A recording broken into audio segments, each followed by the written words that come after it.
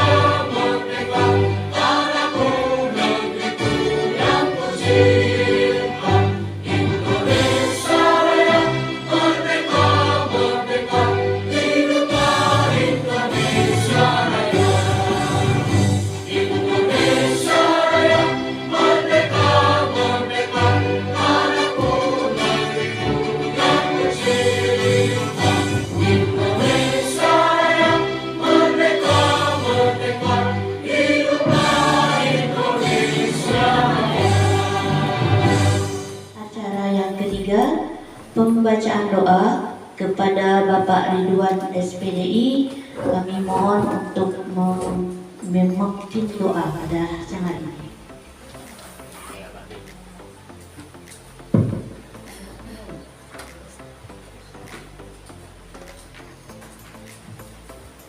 Assalamualaikum warahmatullahi wabarakatuh.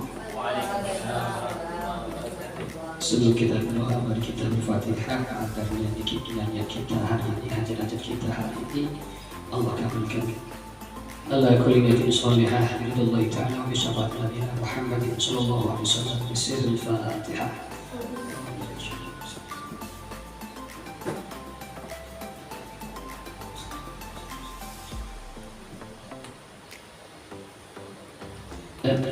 Bismillahirrahmanirrahim. Alhamdulillah. Allahumma shalli ala Muhammad wa ala ali Muhammad. Allahumma shalli ala sayyidina Muhammad wa sallim ala ahwal al-afat wa taqdi lana bihajat hajat wa tahina biha min as-sayyi'at wa tarfa'na biha indaka ala darajat wa tuballighuna biha aqsawiyat wa jami'il khairat fil hayati wal mamat.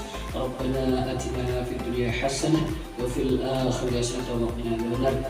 Wa sallallahu ala sayyidina Muhammad wa ala alihi wa sahbihi wasallam. Alhamdulillahi rabbil alamin. Allahumma shalli ala Muhammad. Oleh Bapak Haji Burhanuddin SPD sebagai Kepala SDN 18 Pontianak Barat. Pada Bapak kami persilakan.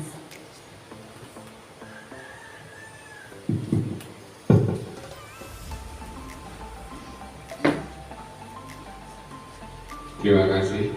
Assalamualaikum warahmatullahi wabarakatuh. Bismillahirrahmanirrahim. Alhamdulillah.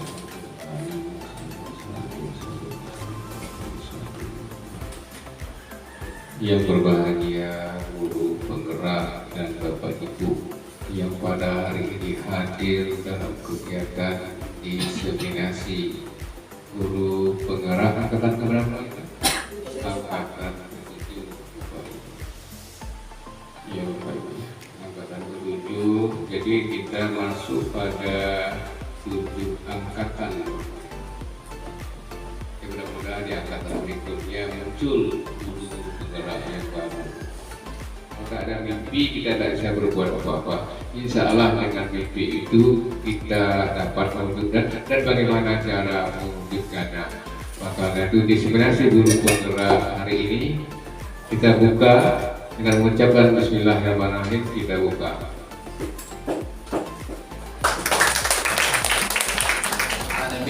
Wassalatu wassalamu ala asyrafil anbiya'i wal mursalin sayyidina Muhammadin wa ala alihi washabihi ajmain amma ba'du. Alhamdulillah, marilah kita senantiasa bersyukur kepada Allah Subhanahu wa taala bahwa pada hari ini kita diberikan kesehatan jasmani maupun rohani sehingga kita dapat berkumpul di ruangan ini dalam rangka diseminasi modul 1.4 budaya positif pendidikan guru penggerak angkatan 7 yang insya Allah disampaikan Ibu Emi Yuliani SPD. Salawat beserta salam marilah kita sampaikan kepada junjungan kita Nabi besar Muhammad sallallahu alaihi wasallam, kepada keluarganya, sahabat-sahabatnya, dan mudah-mudahan kita pengikutnya mendapatkan syafaatnya di yaumil kiamah nanti. Amin ya rabbal alamin. Baiklah Bapak-bapak, Ibu-ibu, Dewan Guru, untuk memanfaatkan waktu kami persilakan kepada Ibu Emi Yuliani SPD sebagai pemateri dalam rangka diseminasi modul 1.4 budaya positif pendidikan guru penggerak. Kami persilakan. Terima kasih Bapak-bapak, Ibu-ibu yang sudah menghadiri acara diseminasi pendidikan guru penggerak angkatan 7, yaitu saya sebagai pemateri Emi Yuliani. Nah, saya berada di sini bukan berarti saya lebih pandai daripada ibu-ibu atau bapak-bapak, tapi saya mungkin mendapat materi ini lebih dulu. Oleh karena itu saya berbagi dengan bapak dan ibu untuk mensukseskan, memajukan sekolah SD Negeri 18 Pontianak Barat.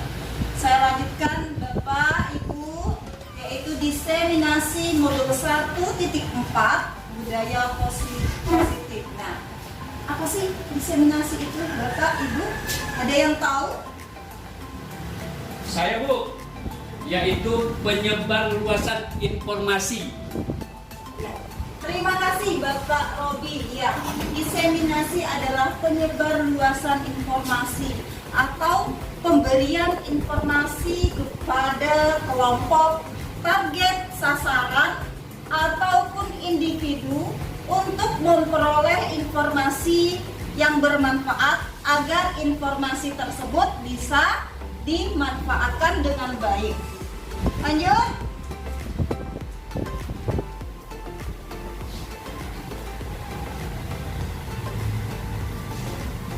Nah, untuk memenuhi tugas saya di pendidikan guru penggerak angkatan 7 ini diberikan beberapa tugas, salah satunya diseminasi pada aksi nyata modul 1.4 yaitu budaya positif dengan fasilitator Muhammad Anwaruddin dan pengajar praktek Ibu Maskupah Ummu Qorib. Nah, di modul 1 terdapat 4 bagian. Yang pertama adalah refleksi filosofis pendidikan nasional Ki Hajar Dewantara. Yang kedua, nilai dan peran guru penggerak. Yang ketiga, visi guru penggerak. Dan keempat, budaya positif. Nah, budaya positif inilah yang akan kita bahas lebih lanjut. Tetapi sebelum ke budaya positif, mari kita ke depan mengulas sekilas tentang refleksi filosofis pendidikan nasional Ki Hajar Dewantara. Nah, Bapak Ibu, kita telah mengetahui bahwa Ki Hajar Dewantara ini adalah Bapak Pendidikan. Mengapa disebut Bapak Pendidikan? Karena beliau pada tanggal 2 Mei 1889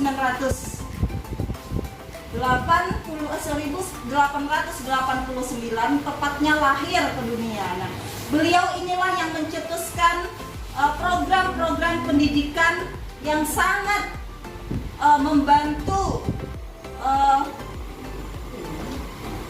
pendidik untuk memajukan pendidikan di bangsa dan negara ini. Nah, kita sering mendengar filosofis Ki Hajar Dewantara. Apa itu, Bu? 3 filosofis Ki Hajar Dewantara, yaitu Ingarso Tungsung Tilodo, Ingmadio Mangunkarso, dan Teguring Handayani. Di depan memberikan teladan, di tengah membangun semangat, dan di belakang memberikan dorongan. Nah, ketiga ini tentu semuanya melahirkan budaya positif.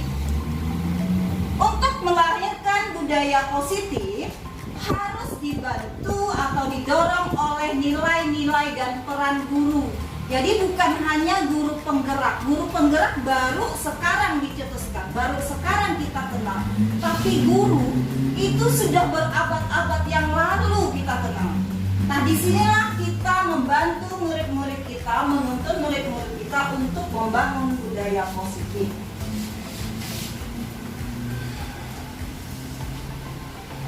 Apa sih budaya positif itu? Budaya positif merupakan perwujudan dari nilai-nilai atau keyakinan universal yang diterapkan di sekolah. Budaya positif di sekolah tidak dapat diciptakan secara instan atau cepat. Dalam penerapan budaya positif di sekolah diperlukan tuntunan dan tauladan dari seorang guru. Jelas ini dasarnya tadi filosofi Ki Hajar Dewantara. Nah, dalam filosofi Ki Hajar Dewantara itu mengandung makna yang besar, bahwa sekolah itu adalah ladang, adalah tanah, adalah tempat untuk kita menyemai benih, tempat persemaian benih-benih. Guru seorang petani yang mengolah sawah untuk menjadikan bibit-bibit benih menjadi bibit yang unggul, bibit yang baik, hasil yang baik. Nah, kita pendidik itu memiliki peran yang sangat penting. Peran kita di sekolah bukan hanya mengajar, bukan hanya memberikan pelajaran, tapi memberikan pendidikan. Jadi pengajaran itu adalah bagian dari pendidikan. Apa gunanya pendidikan? Pendidikan gunanya adalah untuk memerdekakan manusia. Nah, ini ada teori kontrol dari Dr. William Glasser. Terdapat beberapa upaya kontrol yang merupakan ilusi, yaitu ilusi guru mengontrol murid, ilusi semua penguatan positif, efektif, dan bermanfaat, ilusi bahwa kritik dan membuat orang merasa bersalah adalah dapat menguatkan karakter, dan ilusi bahwa orang dewasa memiliki hak untuk memaksa. Perlu dilakukan perubahan paradigma stimulus respon kepada pendekatan teori kontrol. Menurut pendekatan teori kontrol bahwa semua perilaku memiliki tujuan, hanya ada yang bisa mengontrol diri Anda tidak bisa mengontrol orang lain. Ibu-ibu, coba ibu-ibu angkat tangannya. Angkat tangannya sendiri, kemudian kepalkan. Sekarang saya buka seperti ini. Kalau Ibu Asih tidak mau membuka tangan, saya memaksa membuka, apakah bisa dibuka? Tidak. Ya. Jadi teori kontrol yang kita miliki itu terletak di mana? Terletak pada diri kita sendiri. Mau kuat apapun kita menggenggam, mau selemah apapun kita menggenggam, kalau kita merasa tidak mau dibuka, tidak mau dikontrol orang lain, kita harus mempertahankan. Tergantung kita. Kita yang mengontrol diri kita, mau lemah, mau kuat, mau longgar, itu kita. Nah, Ki Hajar Dewantara mengatakan bahwa di mana ada kemerdekaan, disitulah harus ada disiplin yang kuat. Sungguh pun disiplin itu bersifat self-disiplin, yaitu kita sendiri yang mewajibkan kita dengan sekeras-kerasnya, tetapi itu sama saja. Sebab jikalau kita tidak cakap atau tidak cerdas melakukan self-disiplin, wajiblah penguasa lain mendisiplinkan diri kita. Nah, kalau kita ambil dari makna ini, kita sebagai pendidik tentu memiliki disiplin yang ada pada diri sendiri. Tapi karena kita berada di sekolah, tentu kita berpacu, kemudian mengacu pada kebijakan kepala sekolah dan peraturan yang ada. Pemikiran Ki Hajar ini sejalan dengan pandangan Diana Gosen dalam bukunya Restriction School Discipline tahun 2001. Diana mengatakan bahwa arti kata disiplin berasal dari bahasa Latin disciplina, yang artinya belajar. Kata disiplin juga berasal dari akar kata yang sama dengan disciple atau murid atau pengikut. Untuk menjadi seorang murid atau pengikut, seseorang harus paham betul alasan mengapa mereka mengikuti suatu aliran atau ajaran tertentu, sehingga motivasi yang terbangun adalah motivasi intrinsik, bukan ekstrinsik. Jadi motivasi yang terbangun dari dalam diri, bukan hanya dari orang lain. Itu yang lebih bagus. Kita sebagai penuntun tentu mempunyai kewajiban dan tanggung jawab yang lebih besar untuk mendidik anak-anak kita melakukan ubah perilaku atau merubah karakter menjadi yang baik, menjadi lebih baik. Bukan artinya tidak bagus karakter yang ada sekarang, tapi yang sudah baik ditingkatkan lagi menjadi lebih baik. Dalam rangka menciptakan lingkungan positif, salah satu strategi yang perlu kita tinjau kembali adalah penerapan disiplin di sekolah. Jadi budaya-budaya positif yang kita inginkan itu tergantung bagaimana kita mengelola di sekolah. Kita sebagai guru, sebagai pendidik wajib mengelola apa yang harus menjadi perubahan karakter, yaitu budaya-budaya positif. Budaya-budaya positif itu tumbuh karena kebiasaan-kebiasaan positif. Kalau kita melakukan kebiasaan positif, insya Allah budaya positif yang terjadi di sekolah itu akan positif. Apakah telah efektif? Apakah masih perlu ditinjau kembali? Apakah sesungguhnya arti dari disiplin itu sendiri? Apa kaitannya dengan nilai-nilai kebajikan? Nah, nilai-nilai kebajikan. Jadi Budaya positif berkaitan erat dengan nilai-nilai kebajikan. Yang namanya nilai-nilai kebajikan itu pasti nilai-nilai kebaikan. Ibu-ibu, kita selalu mengatakan anak-anak, cobalah kalian tuh disiplin sedikit. Ini kadang-kadang ada yang menjawab, Ibu kami ini udah disiplin Bu. Kita bisa menjelaskan atau mengatakan, oh disiplin, kita tidak tahu maknanya. Nah, ketika mendengar kata disiplin, apa yang terbayang di benak Anda? Apa ibu-ibu? Teratur, ya kan? Peraturan, teratur, tertib, bertanggung jawab. Nah, terbayang di benak Anda, apa yang terlintas di pikiran Anda tadi, teratur, tertib, bertanggung jawab. Nah, kebanyakan orang akan menghubungkan kata disiplin dengan kata tertib, teratur, dan kepatuhan pada peraturan. Ini sebenarnya tidak salah, karena selama ini inilah yang kita lakukan, kan? Yang kita terima inilah dari dulu-dulu, akan menghubungkan kata disiplin ini dengan tata tertib, teratur, dan patuh peraturan.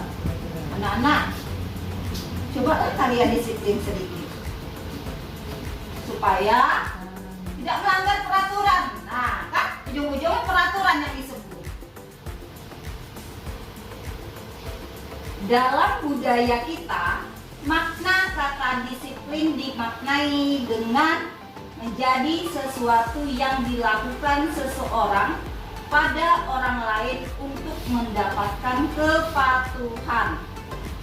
Kita menentukan peraturan, menentukan tata tertib itu untuk agar seseorang atau individu mematuhi aturan tersebut. Kita cenderung menghubungkan kata disiplin dengan ketidaknyamanan. Tahu nggak ibu-ibu? Kalau nggak disiplin, kalau anak murid kita tidak disiplin, kita merasa tidak nyamannya, melihatnya tidak enak, melihatnya rasa geram, melihatnya rasa apa ya, gemes, rasa mau dimarah. Karena anak kita tidak disiplin.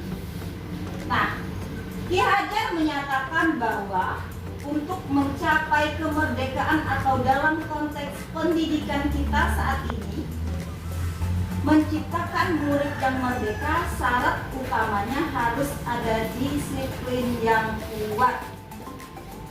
Kalau tidak ada disiplin yang kuat tadi itu, tidak ada batasan, tidak teratur, akhirnya karakter yang dimunculkan juga mungkin bukan karakter yang baik. Apalagi zaman sekarang, perkembangan zaman semakin maju, era industri 4.0. Hampir semua anak-anak generasi penerus lihai bermain HP. Bahkan bayi atau balita yang umur 2 tahun lihai bermain HP. Ya ibu-ibu ya, anak-anak kita, cucu-cucu kita lihai bermain HP. Lebih lihai dari emaknya, lebih lihai dari ibunya. Begitu, tapi begitu main TikTokan, cobalah. Nah, bagaimana sih ini? Dia kata orang cepat main TikTokannya. Kalau kita nih bertanya lagi, nah, kalau tidak dikontrol, nah kembali lagi kalau 5 posisi kontrol. Kalau tidak dikontrol, apa yang terjadi? Itu akhirnya apa? Pengetahuan yang membatasi atau pengetahuan yang yang bebas, tidak terbatasi. Dia semaunya, kalau tidak dikasih HP nangis, tidak dibukakan game nangis. Seseorang yang memiliki disiplin diri berarti mereka bisa bertanggung jawab terhadap apa yang dilakukannya, karena mereka mendasarkan tindakan mereka pada nilai-nilai kebajikan universal. Atau nilai-nilai kebajikan universal adalah nilai-nilai kebaikan untuk seluruh umat manusia tanpa terkecuali, tanpa memandang dari segi apapun. Sebagai pendidik, tujuan kita adalah menciptakan anak-anak yang memiliki disiplin diri, sehingga mereka bisa berperilaku dengan mengacu pada nilai-nilai kebajikan universal dan memiliki motivasi intrinsik bukan ekstrinsik. Jadi disiplin, tanggung jawab yang ada pada diri mereka adalah merupakan motivasi intrinsik. Nah, dari mana mendapatkan motivasi intrinsik ini? Tentu tanggung jawab guru berada di depan, bukan di belakang. Di depan tanggung jawab guru apa? Untuk menuntun tadi ini, menuntun agar motivasi intrinsik ini terdapat dalam diri mereka. Nilai-nilai kebajikan. Nah, tadi nilai-nilai kebajikan yang disepakati bersama lepas dari suku bangsa. Jadi berlaku untuk semuanya. Lepas dari ras, lepas dari agama, bahasa, maupun latar belakangnya. Nilai-nilai ini merupakan payung besar. Kenapa payung besar?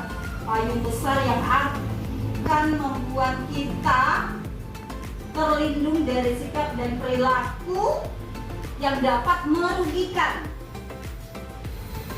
Perilaku manusia ini merupakan dasar kita untuk berperilaku yang baik. Jadi nilai-nilai kebajikan adalah dasar untuk berperilaku yang baik.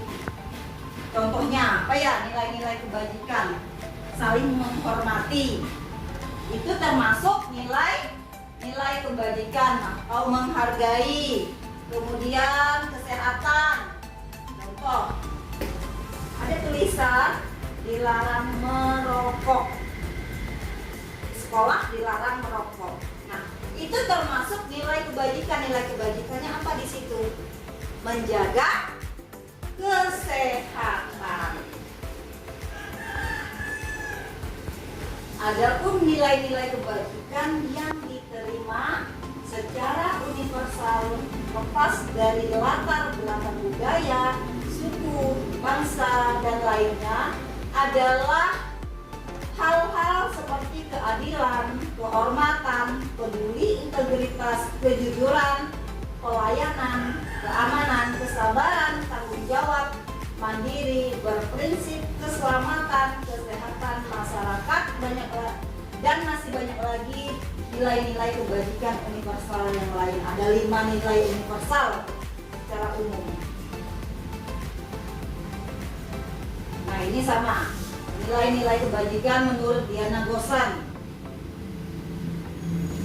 Nah, tadi kita sudah membahas nilai-nilai kebajikan pada profil pelajar Pancasila. Dengan digaungkannya IKN, maka terdapat elemen yang mengikuti IKN. Salah satunya adalah nilai kebajikan profil pelajar Pancasila atau karakter profil pelajar Pancasila. Nah, ada 6 elemen yang terdapat pada profil pelajar Pancasila. Yang pertama adalah ini, beriman dan takwa pada Tuhan Yang Maha Esa.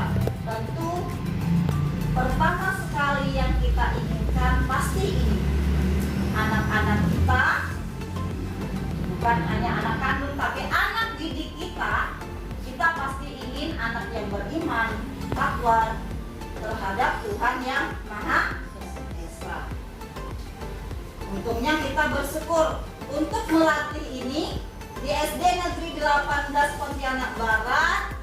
Nah, merancang suatu kegiatan bersama seperti sholat zuhur berjamaah atau pembelajaran membaca tulis Al-Quran.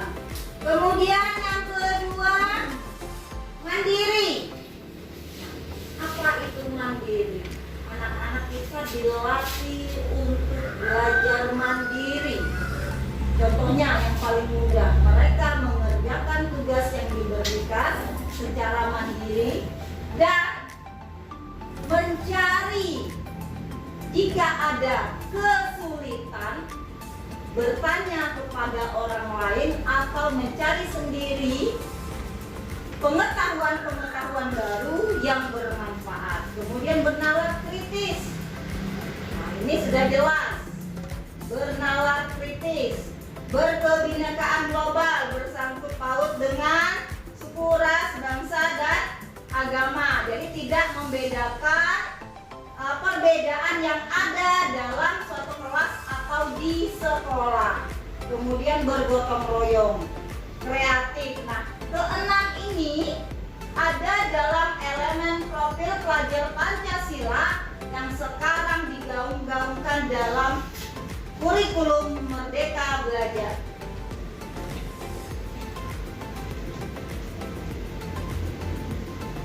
Nah, ini contoh budaya positif.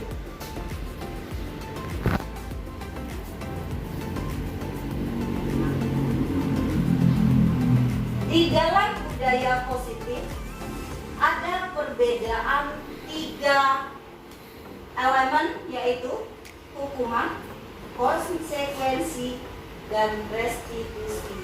Nah, apakah tata tertib ini nanti termasuk hukuman, konsekuensi, dan restitusi? Nah, jika perhatikan ibu, yang pertama hukuman, saya bacakan, adalah contohnya anak memperoleh sesuatu yang menyakitkan yang harus terjadi. Kemudian konsekuensi, sesuatu harus terjadi. Nah, apa beda hukuman dan konsekuensi? Kalau ini anak mendapatkan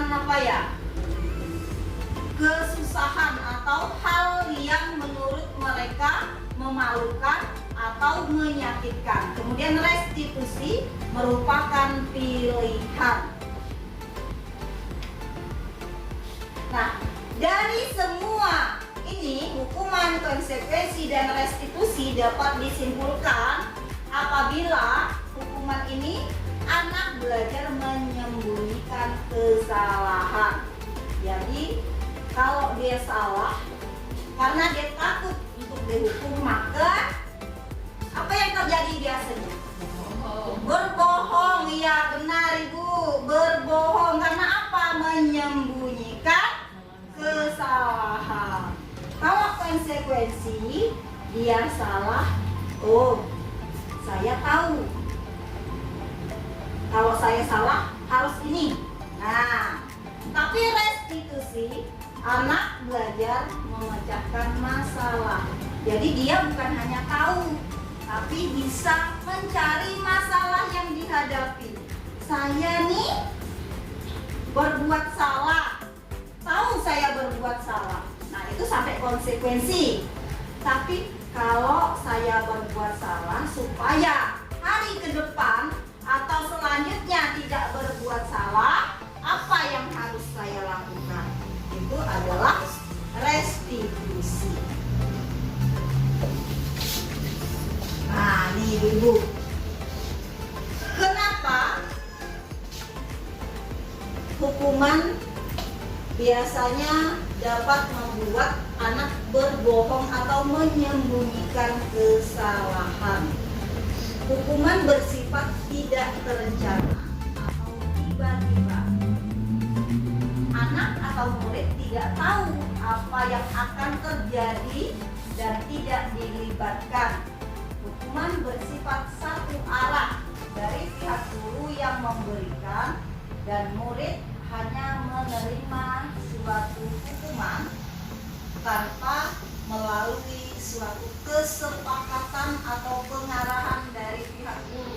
baik sebelum atau sesudahnya. Hukuman yang diberikan bisa berupa fisik maupun psikis. Anak disakiti oleh suatu perbuatan atau kata-kata.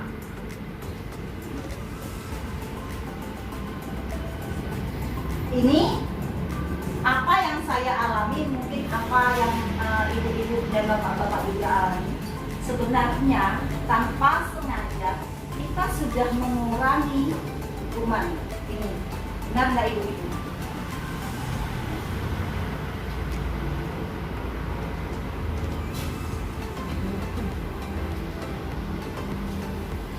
Kita sudah mengurangi hukuman.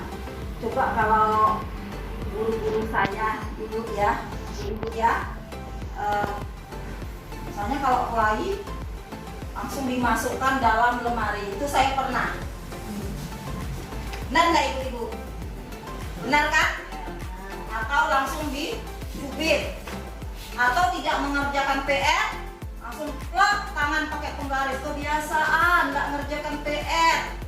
Nah, itu termasuk hukuman secara spontan tapi menyakitkan anak, baik secara psikis maupun fisik. Tapi sekarang saya perhatikan baik teman-teman kita yang ada di SD ini sudah jarang dilakukan. Hampir saya perhatikan 100% atau 99% tidak ada lagi. Kalau enggak ibu-ibu? Kalau dulu kan, Bu Herlina, dulu kalau enggak kerjakan PR, keluar Ibu Herlina ya, tanpa spontanitas atau turunkan di kelas itu kan. Tapi sekarang tidak lagi. Jadi kita itu sudah menyadari, walaupun kita memang mungkin tidak tahu artinya, tapi hukuman di SD kita ini alhamdulillah sudah nampak, sudah tidak kita lakukan lagi. Sementara disiplin dalam bentuk konsekuensi sudah terencana atau sudah disepakati. Nah, sudah dibahas dan disetujui oleh murid dan guru. Umumnya bentuk-bentuk konsekuensi dibuat oleh pihak guru dan sekolah, dan murid sudah mengetahui sebelumnya konsekuensi yang akan diterima bila ada pelanggaran. Pada konsekuensi, murid tetap dibuat tidak nyaman untuk jangka waktu pendek. Konsekuensi biasanya diberikan berdasarkan suatu data yang umumnya dapat diukur. Misalnya, nah, kamu terlambat, tolong pungut sampah atau keluar. Tapi anak sudah tahu, misalnya, anak-anak, konsekuensinya kalau kamu terlambat, ini dari guru nih. Jadi guru yang memutuskan, anak-anak, kalau kamu terlambat, silakan kamu tidak usah mengikuti pelajaran atau kamu memungut sampah. Jadi guru yang menentukan konsekuensinya. Jadi ini juga secara sepihak, tapi lebih manusiawi dari hukuman. Biasanya ini yang banyak kita lakukan di kelas ataupun di sekolah. Jadi kita misalnya guru nih, karena kamu terlambat, karena anak-anak terlambat, silakan memungut sampah. Tapi tidak ada feedback dari murid kita. Jadi kita memberikan, kamu terlambat, silakan mungut sampah. Tidak ada balasan, tidak ada respon dari murid kita, tidak ada ajuan pendapat. Nah, itu adalah konsekuensi. Nah, yang ketiga, restitusi. Restitusi. Keyakinan kelas adalah salah satu disiplin positif yang bisa kita terapkan dalam membangun budaya positif di sekolah. Dengan adanya keyakinan kelas, di setiap kelas diharapkan dapat mewujudkan tujuan pendidikan yang berorientasi kepada profil pelajar Pancasila.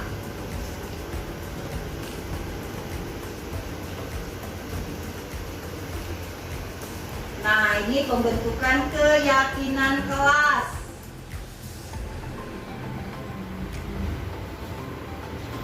Ada 5 kebutuhan dasar manusia untuk bertahan hidup.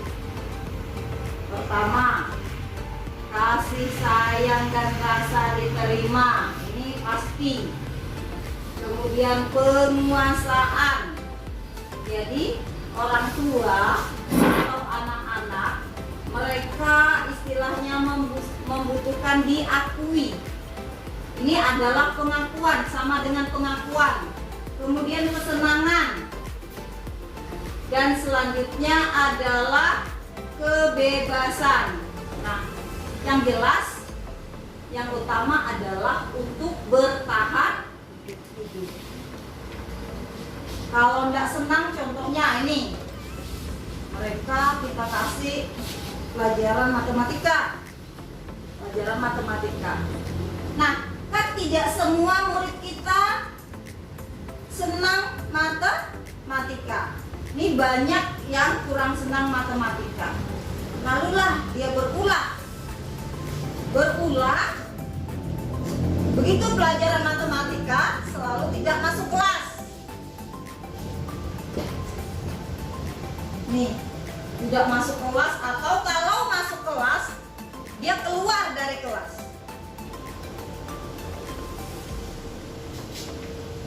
Nanti gurunya kan pasti bertanya, apa yang dilakukan guru ini akan menentukan kontrol kita sebagai pendidik. Nah, 5 kebutuhan dasar manusia tadi.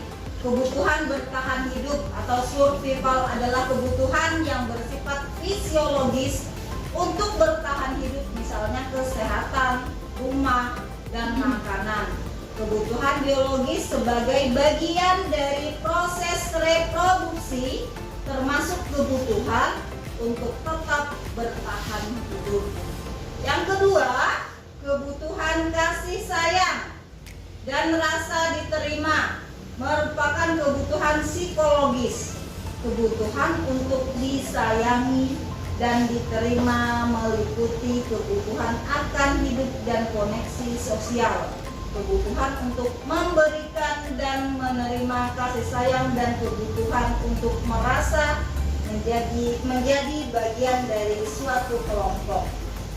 Yang ketiga, kebutuhan penguasaan berhubungan dengan kekuatan untuk mencapai sesuatu, menjadi kompeten, menjadi terampil, diakui, atau prestasi dan keterampilan kita. Didengarkan dan memiliki rasa harga diri. Keinginan untuk dianggap berharga. Nah, ini jangan disalahgunakan sama dengan penghargaan atau hadiah yang kita berikan, tetapi diakui. Yang keempat, kebebasan, yaitu kebutuhan untuk bebas, adalah kebutuhan akan kemandirian, otonomi, memiliki pilihan dan mampu mengendalikan arah hidup seseorang. Anak-anak dengan kebutuhan kebebasan yang tinggi menginginkan pilihan mereka, perlu banyak bergerak, suka mencoba-coba, tidak terlalu terpengaruh oleh orang lain, dan senang mencoba hal yang baru dan menarik. Yang kelima, kesenangan adalah kebutuhan untuk mencari kesenangan bermain dan tertawa. Anak-anak dengan kebutuhan dasar kesenangan yang tinggi biasanya ingin menikmati apa yang dilakukan mereka, sehingga berkonsentrasi tinggi saat mengerjakan hal yang disenangi.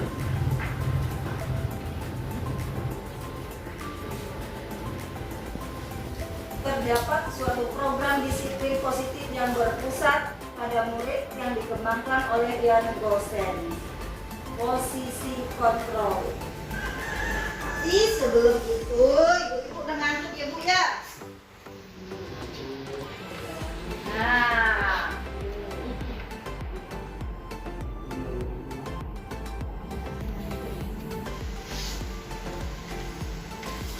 Ibu boleh berdiri nggak sambil kita goyang-goyang? Boleh Bu, boleh.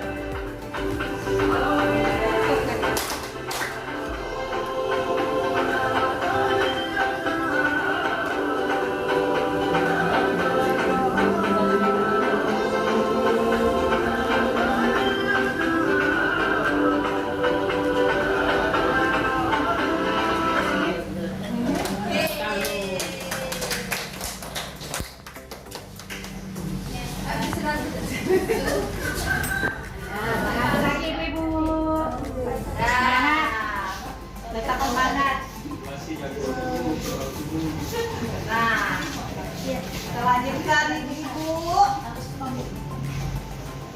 Nah, ini ada 5 posisi kontrol yang kita lakukan di sekolah. Ada sebagai penghukum, pembuat rasa bersalah, sebagai teman, sebagai pemantau, dan sebagai manajer. Nah, tapi untuk sekarang, tolong ditekankan dulu, untuk sekarang tolong hindari 2 ini. Sebagai penghukum, sebagai pembuat rasa bersalah karena apa? Ini sangat berpengaruh pada psikis dan fisik anak. Penghukum ini belum tentu biasanya kita langsung cubit. Nah, mungkin anak-anak dulu, zaman kita dulu dicubit biasa saja karena didikan orang tua kita memang keras. Tapi anak-anak sekarang belum tentu bisa menerima. Lihat, coba itu gambar di kayak anak kecil.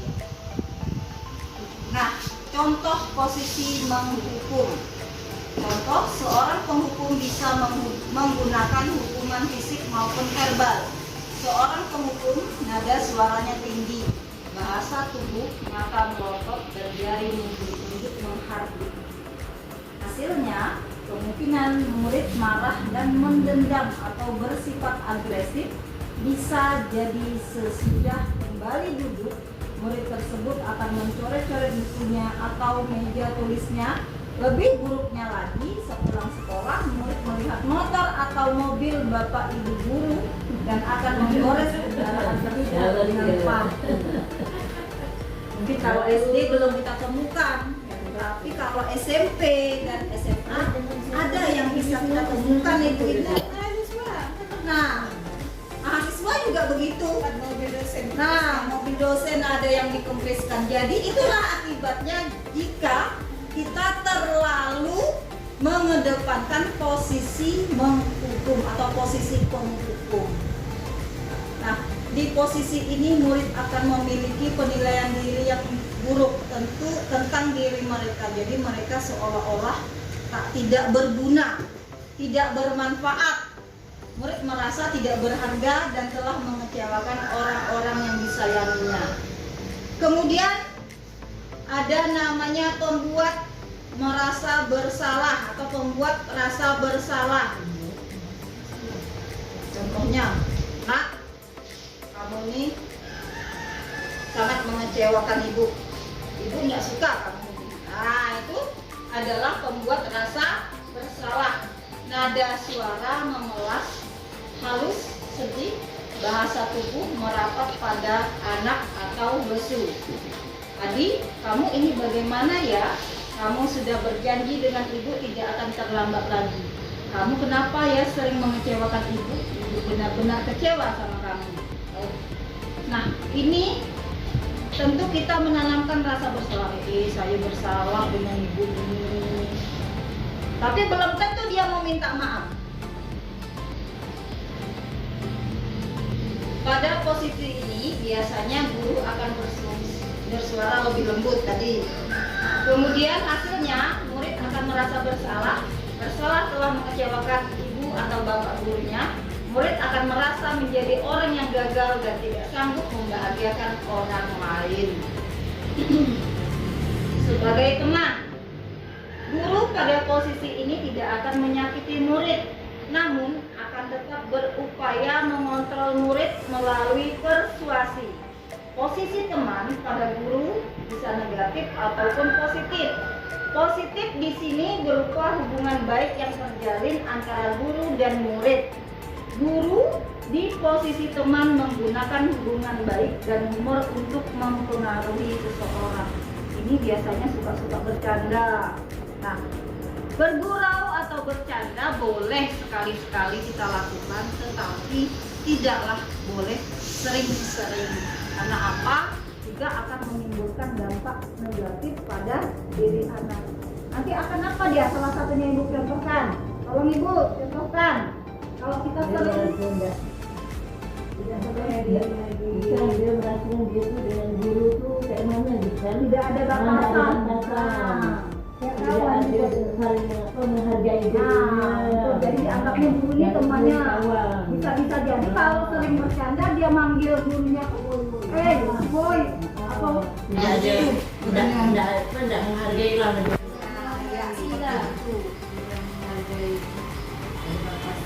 Sebagai pemantau, nah biasanya yang harus sering kita lakukan adalah dimulai posisi ini. Memantau berarti mengawasi. Pada saat kita mengawasi, kita bertanggung jawab atas perilaku orang-orang yang kita awasi. Posisi pemantau berdasarkan pada peraturan-peraturan dan konsekuensi dengan menggunakan sanksi dan konsekuensi. Kita dapat memisahkan hubungan pribadi kita dengan murid sebagai seseorang yang menjalankan posisi pemantau. Pertanyaan yang diajukan seorang pemantau seperti peraturannya apa? Apa yang telah kamu lakukan? Sanksi atau konsekuensinya apa? Nah, seorang pemantau sangat mengandalkan perhitungan, data yang dapat digunakan sebagai bukti atas perilaku seseorang. Ini sudah sering kita lakukan. Dari mana? Dalam buku absen kita biasanya kan kita catat tuh kejadian murid berapa kali gitu kan. Nah karena kamu sudah sering melakukan ini, tolong kamu ini konsekuensinya, sering kita mengatakan konsekuensinya tolong kamu lakukan ini. Ini sudah alhamdulillah sudah sering kita lakukan. Yang kelima adalah sebagai manajer. Kita seorang guru atau seorang pendidik wajib memiliki pengetahuan manajerial, yaitu sebagai manajer. Posisi kontrol terakhir adalah manajer, yaitu posisi di mana guru berbuat sesuatu bersama dengan murid, mempersilahkan murid mempertanggungjawabkan perilakunya, mendukung murid agar dapat menemukan solusi atas permasalahannya sendiri, Seorang manajer telah memiliki keterampilan di posisi teman maupun pemantau, dan dengan demikian bisa jadi di waktu-waktu tertentu kembali kepada kedua posisi tersebut bila diperlukan. Namun, bila kita menginginkan murid-murid kita menjadi manusia yang merdeka, mandiri, bertanggung jawab, maka kita perlu mengacu kepada restitusi yang dapat menjadikan murid kita seorang manajer bagi dirinya sendiri. Jadi posisi manajer ini, kita sebagai guru dapat bekerja sama, berkolaborasi dengan murid. Jika terjadi atau membuat kesalahan, mereka tidak langsung down, tetapi mereka dapat bertanggung jawab, dapat mencari solusi masalah yang dihadapi. Nah, di manajer, murid diajak untuk menganalisis kebutuhan dirinya maupun kebutuhan orang lain. Di sini penekanannya bukan pada kemampuan membuat konsekuensi, namun dapat berkolaborasi dengan murid bagaimana memperbaiki kesalahan yang ada. Seorang manajer akan berkata, apa yang kita yakini, apakah kamu meyakininya? Jika kamu meyakininya, apakah kamu bersedia memperbaikinya? Jika kamu memperbaiki hal ini menunjukkan apa tentang dirimu. Jadi manajer itu lebih jelasnya kita banyak mencari informasi apa yang dibutuhkan oleh murid kita. Nah, sekarang perhatikan ibu-ibu, ini ada berapa contoh? 3. Contoh yang pertama, Adi, kamu ini bagaimana ya? Kamu sudah berjanji dengan ibu tidak akan terlambat lagi. Karena kamu kenapa ya senang sekali mengecewakan ibu? Ibu benar-benar kecewa sekali. Ini posisi kontrol apa ibu? Posisi kontrol pembuat rasa bersalah. Nah, kalau ini bagus, ayolah. Bagaimana sih kamu? Kemarin kamu sudah janji ke bapak bukan? Kenapa terlambat lagi? Sambil tertawanya nyanyisan. Ya sudah, tidak apa-apa. Duduk dulu di sana. Nanti Pak Guru bantu. Kamu ini sambil senyum-senyum. Kira-kira posisi apa? Tadi teman. Sebagai teman. Nah, Adi, tahukah kamu jam berapa kita memulai? Tahu Pak. Kamu terlambat 15 menit. Apakah kamu sudah mengerti apa yang harus dilakukan bila terlambat? Paham Pak, saya harus tinggal kelas pada jam istirahat nanti dan mengerjakan tugas ketertinggalan saya. Ini sebagai manajer. Jadi ada perbedaannya ibu-ibu. Jadi kita yang namanya apa kata yang dikatakan Ki Hajar Dewantara itu memanusiakan manusia. Nah, ini adalah contoh hal yang harus kita lakukan dalam memanusiakan manusia. Nah, sekarang saya mau tanya ibu-ibu, bagaimana kalau anaknya degil-degil? Ada kan yang aktifnya itu lebih aktif lagi tuh. Misalnya aktifnya, kami ini, dah pakaiannya ini, sepatu tak pakai sepatu, pokoknya belum sampai ke kelas udah keringatan dulu. Nah, bagaimana ibu-ibu? Kalau dulu kita sering marah-marah ya langsung ibu-ibu ya. Nah, tapi sekarang coba didekati. Nah, jadikan teman dulu. Mengapa?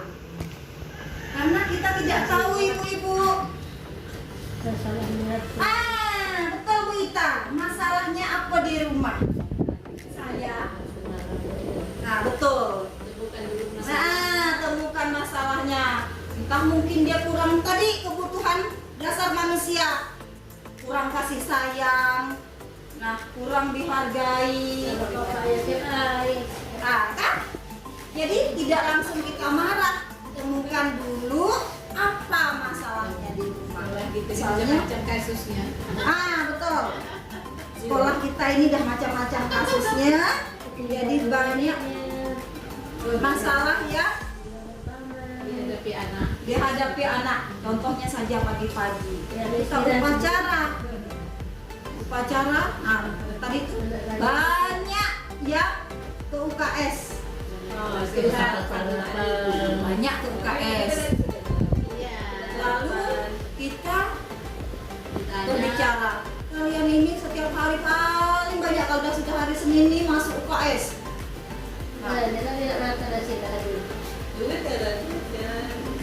Lalu kita mencemooh sedikit sakit. Kita nggak tahu, mungkin di rumahnya dia tidak sarapan karena apa. Nah, jadi ditelusuri banyak faktor. Jadi tidak secepat itu kita langsung menyalahkan. Kita telusuri dulu apa masalahnya. Benar, apalagi sekolah kita banyak faktor yang mempengaruhi. Restitusi adalah proses menciptakan kondisi murid untuk memperbaiki kesalahan mereka sehingga mereka bisa kembali pada kelompok mereka dengan karakter yang kuat. Artinya begitu. Sudah mereka melakukan kesalahan, kita panggil, jangan kita memanggilnya depan-depan guru lain, depan-depan kawannya. Tentu akan mendongkan psikisnya seolah-olah dia memang tersangka atau telah berbuat kesalahan yang memang fatal. Cobalah bawa apa sih masalahnya ini. Nah, kita telusuri. Setelah itu sudah kita ketemukan masalahnya, mau nggak dia merubah kesalahan yang dia perbuat. Nah, sudah itu jangan kita marah-marah. Setelah itu kan, oh dia sudah berjanji bertanggung jawab untuk memperbaiki kesalahannya. Oke, kita terima. Begitu dia keluar, setelah kita panggil, kembali ke kelompok mereka, kembali ke teman-teman mereka, dia akan dengan lapang dada, tidak menunduk malu. Kawan-kawannya juga tidak mencemooh. Restitusi membantu murid lebih memiliki tujuan, disiplin positif, dan memulihkan dirinya setelah berbuat salah. Di restitusi, segitiga restitusi menstabilkan identitas. Bagian dasar dari segitiga bertujuan untuk mengubah identitas anak dari orang yang gagal karena melakukan kesalahan menjadi orang yang sukses.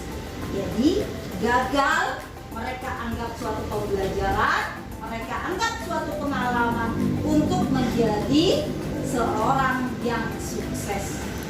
Kemudian validasi tindakan yang salah. Menurut teori kontrol, semua tindakan manusia baik atau buruk pasti memiliki maksud dan tujuan tertentu. Seseorang guru yang memahami teori kontrol pasti akan mengubah pandangannya dari teori stimulus respon ke cara berpikir proaktif yang mengenali tujuan dari setiap tindakan.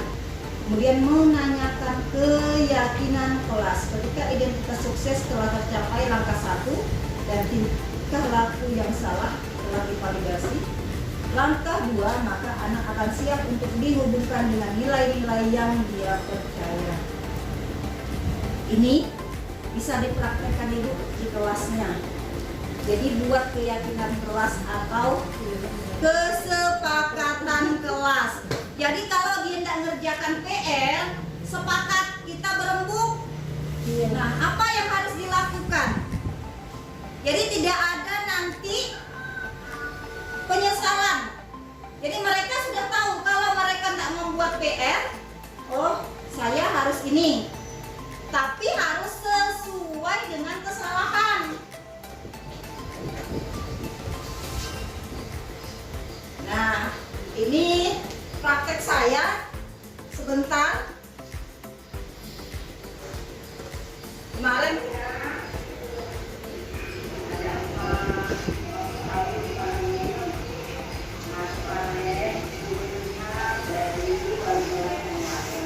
ini adalah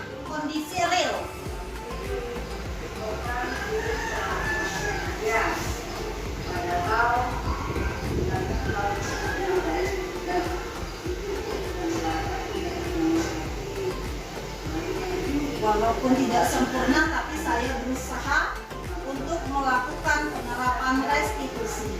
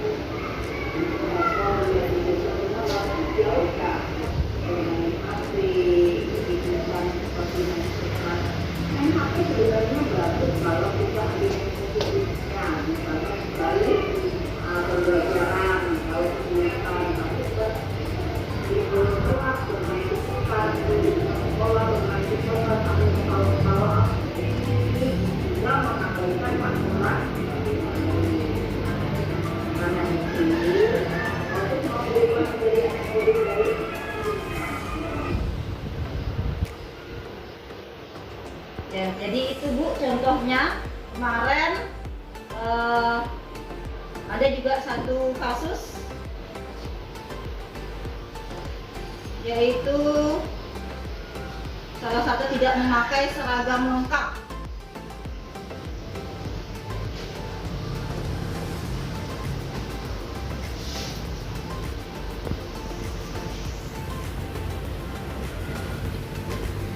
Nah, perubahan positif.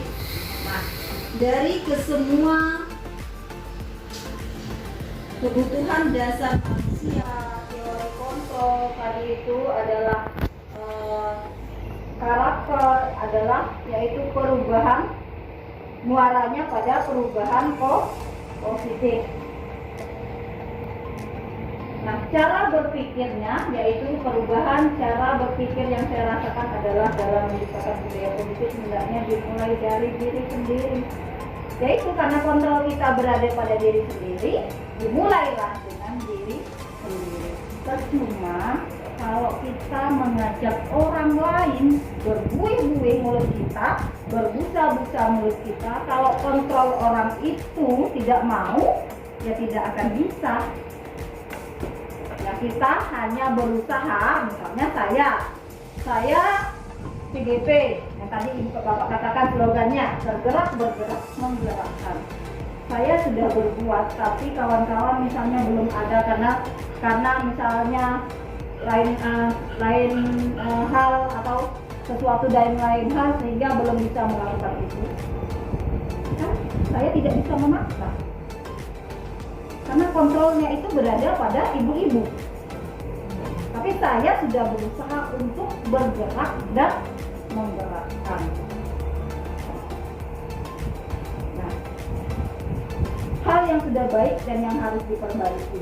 Hal yang sudah baik berupa penyelesaian masalah siswa dengan langkah segitiga restitusi mesti dipertahankan walaupun secara perlahan dan belum mencapai hasil yang maksimal. Benar Ibu, ini saya rasakan memang untuk mengubah pola perilaku anak didik atau individu itu tidaklah dalam waktu yang instan, tidak bisa cepat. Jadi memang butuh berkelanjutan. Jadi setiap hari berulang. Jadi kita melakukan hal itu berulang-ulang dan berulang terus. Baru mungkin seseorang itu tergerak untuk melakukan sesuatu yang lebih baik. Kesimpulan, hasil yang penting untuk dipelajari dalam proses menciptakan budaya positif di lingkungan sekolah adalah bagaimana memanfaatkan teknologi informasi dan komunikasi serta bagaimana bersosial media yang bijak agar tidak terjerumus dalam perbuatan yang melanggar nilai-nilai kebajikan di kalangan remaja pelajar.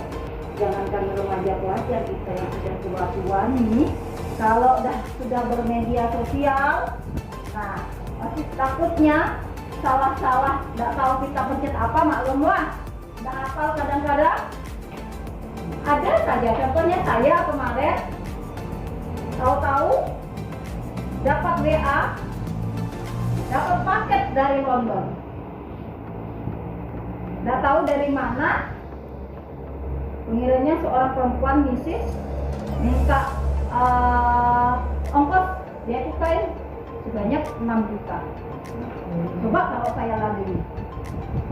Nah kan, alasannya apa? Karena di paket itu ada barang-barang mewah, kemudian uang dolar. Nah, kemudian kan, contohnya yang bermedia sosial tidak benar, ada salah satu guru kita di Pontianak Barat ini habis berjuta-juta. Karena tadi itu, kenalan, tiba-tiba dikirimin barang, karena tidak tahu bermedia sosial, tidak peka, tidak bertanya dengan orang lain, mudah ditipu oleh orang lain.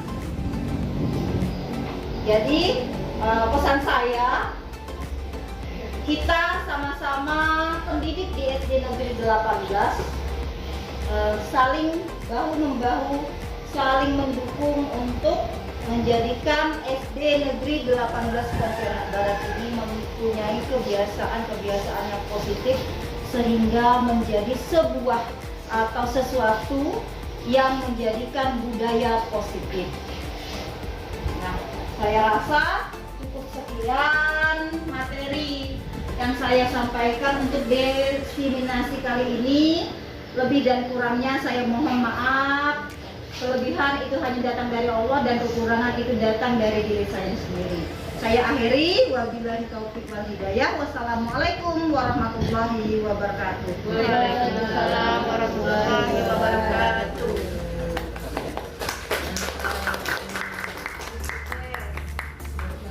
Ya, terima kasih kepada Bu Emi Yuliani yang telah memaparkan diseminasi modul 1.4 budaya positif pendidikan guru penggerak angkatan 7. Kita buat slogan dulu untuk guru penggerak kita. Di mana slogannya Ibu?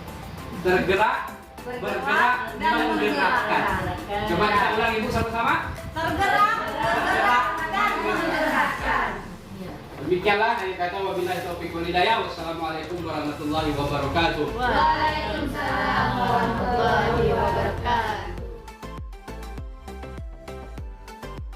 Assalamualaikum warahmatullahi wabarakatuh. Hari ini kami para Dewan Guru mendapat pembelajaran yang sangat luar biasa, yaitu bagaimana menerapkan menjadi guru yang baik, yaitu melalui apa yang disampaikan Ibu Emi Yuliani melewati modul 1.4, yaitu budaya positif pendidikan guru penggerak angkatan 7. Tentu sesuai dengan slogan guru penggerak, yaitu tergerak, bergerak, dan menggerakkan. Maka kita sama-sama apa yang disampaikan tadi bermanfaat bagi anak-anak peserta didik, khususnya SDN 18 Pontianak Barat.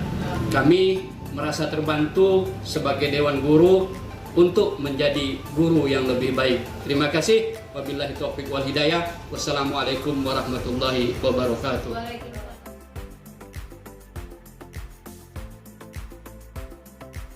Anak-anak, kemarin kita sudah membahas tentang kesepakatan kelas. Masih ingat kesepakatan kelas? Alhamdulillah. Hari ini kita akan membuat kesepakatan kelas. Nah, di tangan Ibu ada kertas apa ini namanya? Ini namanya kertas stick note. Nah, kertas stick note ini akan Ibu bagikan kepada kalian satu persatu. Kalian tugasnya menulis apa saja yang kalian yakini untuk dijadikan kesepakatan kelas. Nah, kertas ini Ibu bagikan ya. Tolong bagikan ke belakang. Ini bagikan ke belakang. Sekarang cepat ditulis, kemudian tempelkan di dinding sebelah ini ya. Setelah kalian tulis apa yang kalian yakini tentang kesepakatan kelas yang harus dilakukan di kelas, apa yang harus dilakukan? Yaitu ditempelkan di papan tulis. ditulis. Nah, sekarang Ibu hitung 1 sampai 3, kalian tulis, kemudian ditempelkan di papan tulis kalau sudah ya. 1, 2, 3. Tulis apa saja kesepakatan kelas yang kalian yakini yang akan kita gunakan di kelas 6B. Waktunya 5 menit. Jika sudah ditulis, kalian tempel di papan tulis. Nempelnya di sini. Nah, ini ditempel, nanti di sini kita pilih yang sama, kemudian di sini adalah hasil kesepakatan yang telah kita buat untuk kelas 6B. Silakan yang sudah ditempelkan.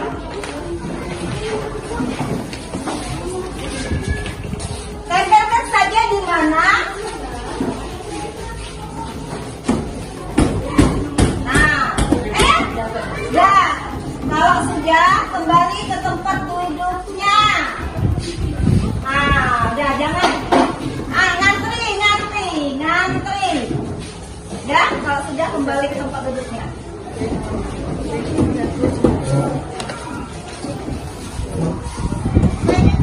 Ya, tidak apa-apa biar jatuh. Sudah selesai, kembali ke tempat duduknya. Nah, anak-anak, coba perhatikan. Nah, apa yang ditempel di depan papan tulis ini adalah kesepakatan yang kalian buat, yang kalian yakini bisa jadikan kesepakatan kelas. Nah, sekarang dari kesepakatan yang kalian buat akan Ibu susun mana yang sama. Ada bersedia memungut sampah di halaman sekolah.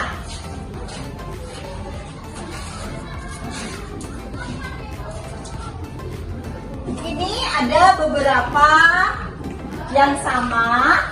Nah, dari yang sama ini nanti kita tulis di papan tulis. Yang pertama datang tepat waktu sebelum masuk. Yang kedua apa?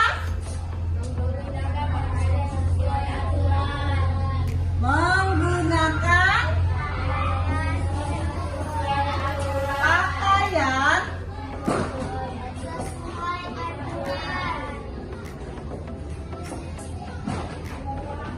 yang ketiga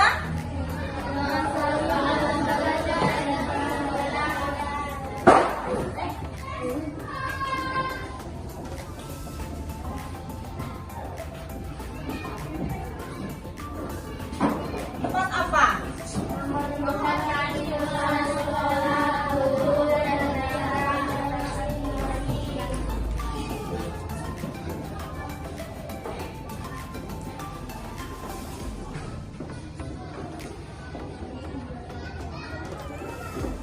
Dan guru yang kelima, ya, belajar dengan sungguh-sungguh.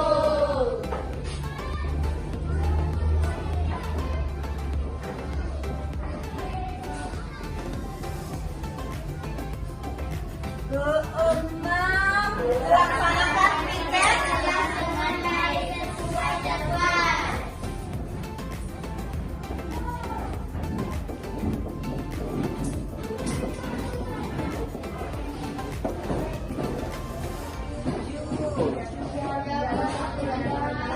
Ya, menjaga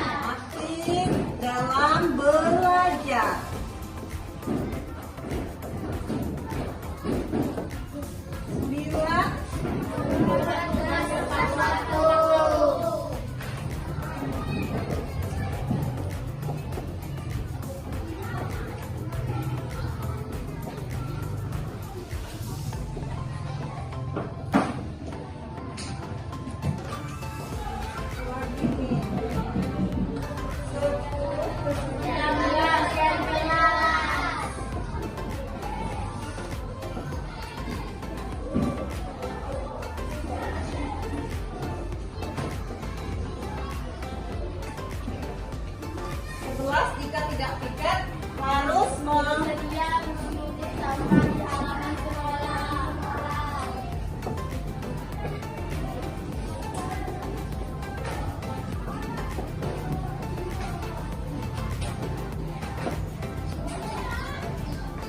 Mengungut sampah halaman sekolah di halaman.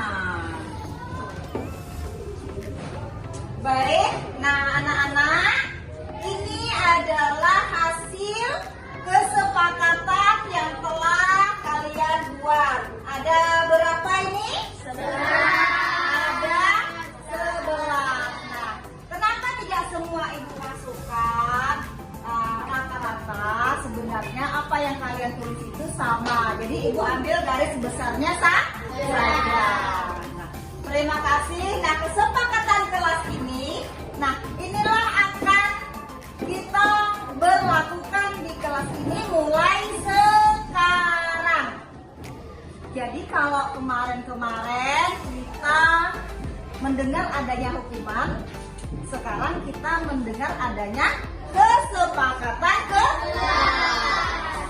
Jadi kesepakatan kelas adalah suatu hal yang kita sepakati, kita yakini di dalam kelas untuk menjadikan kelas kita menjadi kelas yang lebih baik lagi.